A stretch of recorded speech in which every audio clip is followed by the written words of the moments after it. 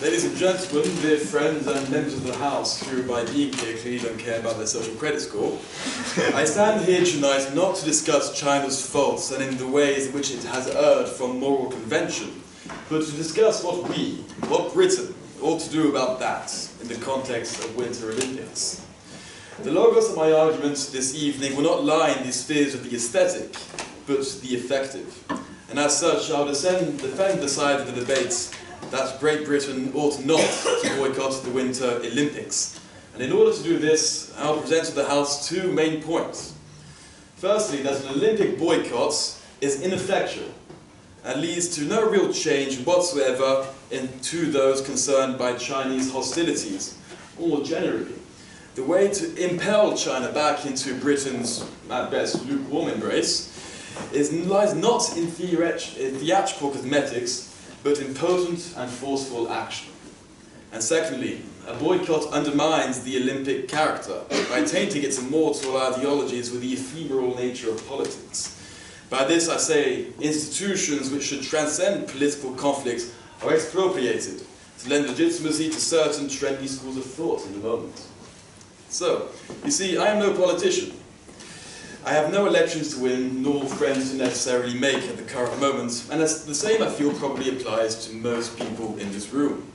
As such, this leaves us in a relatively advantageous position, because we can do away with the stagecraft. We can do away with what things look like in order to focus on how they actually are. And indeed, when we talk of things such as boycotting Beijing, they are ineffectual. The proposition wishes to take a firm stance on China, to show Xi Jinping that we are resolute and diametrically opposed to his malice both domestically and abroad, that we won't tolerate the People's Republic's treatment of Uyghur Muslims in the Xinjiang province. But ladies and gentlemen, for all this showing and tolerating, the proposition's mandate is at most meaningful, let alone victorious, in the court of British public opinion. That is to say that the probability of such a boycott affecting, let alone helping, the average Chinese citizen or the general victim of Chinese malice is slim to none. Although at most this does give the Foreign Secretary his chance to stand up in the House of Commons and say, yes, this government is committed to having a firm stance on China, and this is what we are doing. Now I'm sure they could ask, in this case, any wrongfully incarcerated Chinese citizen or any wrongfully incarcerated person by the Chinese government, whether they feel inspired, reassured by Britain's boycott of the Olympics, but I doubt that in many illegal concentration camps, press visitation hours are either allowed or that unrestricted media access is indeed available.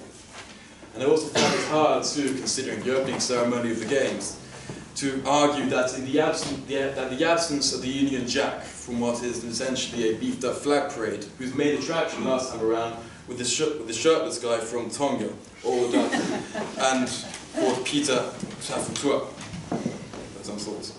China, ladies and gentlemen, is far too great a threat to be dealt with by athletes who are generally not that interested in the context which they find themselves in, apart from that being the sporting one, the one which they have generally worked their entire lives and careers to find themselves in Beijing or in any generally Olympic setting. After all, the Jamaican bobsled team will probably not be ending hate crimes in Nigeria over the course of the coming weeks by virtue of their performance. Now, more than systematic incarceration, China poses a greater threat than beyond the moral love.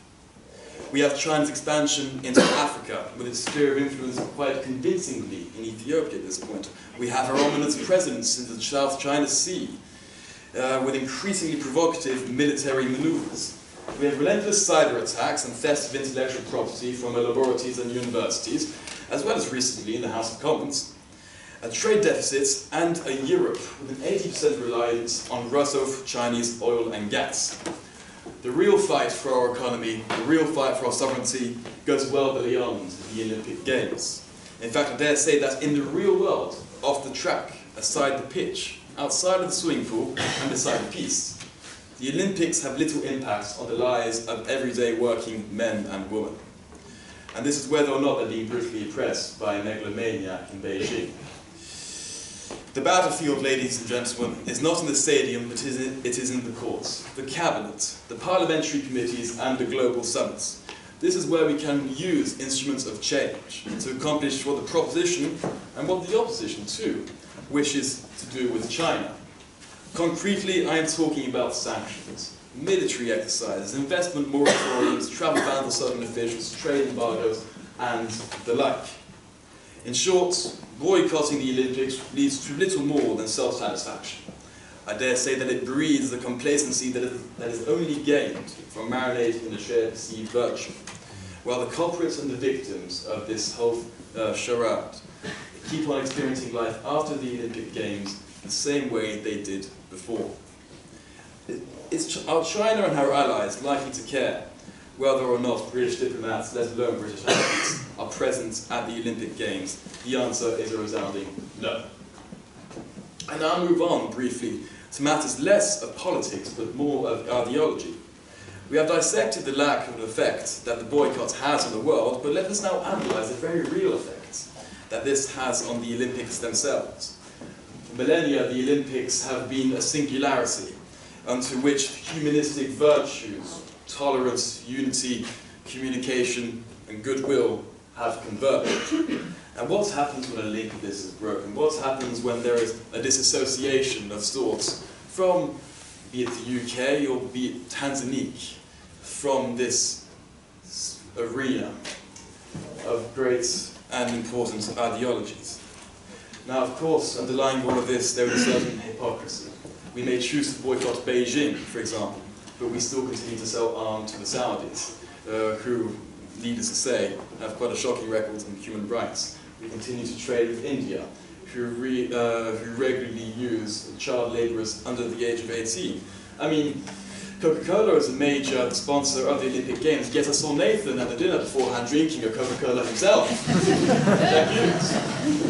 So to conclude very briefly, ladies and gentlemen, I urge this House to vote against the motion that we should boycott the Olympic Games for the two main reasons. That it is firstly ineffective and counterproductive, undermining the very ethos on which the Games themselves were built. Thank you very much.